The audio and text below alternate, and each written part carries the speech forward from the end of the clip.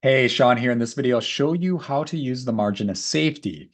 So the higher the margin of safety, the greater potential returns you can make. I'm on my watch list here, and you can see a list of stocks. What I'm going to do is sort from highest to lowest on margin of safety. And you can see here at the top of the list would be Fortinet at 80%, Palantir at 80%, Paylocity at 80%. You can kind of work your way down the line here, and you'll see those percentages drop off. But let's go ahead and check out Palantir. And you can see this stock is on sale. I talked about in the summary video, a stock is on sale if both the score and the margin of safety are greater than 50. So you can see the score is 67 and that margin of safety is 80%.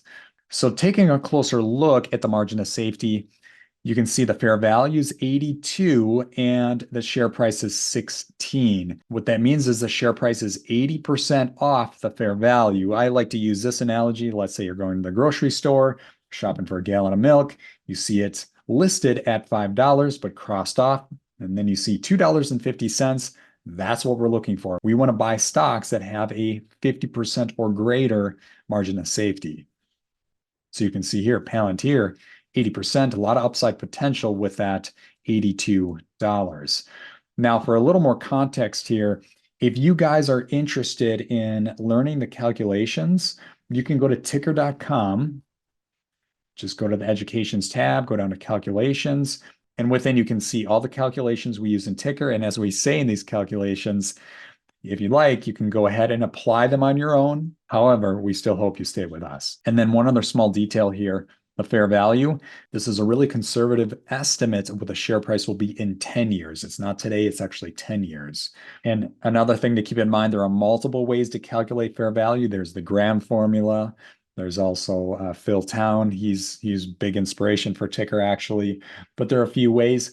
And those other ways, they use the share price growth rates. And in my opinion, that's not a smart way to go. The reason a share price can be driven by emotions. We saw that with GameStop a few years ago, not a strong stock, but that share price just kept going up through the roof, mainly because of emotions. What we do is we use the EPS growth rate, which is really inspired by Phil Town.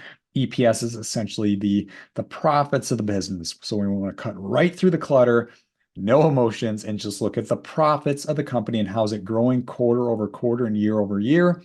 And with that calculation, that is how we calculate that fair value. And then what we do is we apply that margin of safety. So whatever number this would be, we would show that discount. And of course, like I said earlier, we want to find those stocks that are 50% off or more.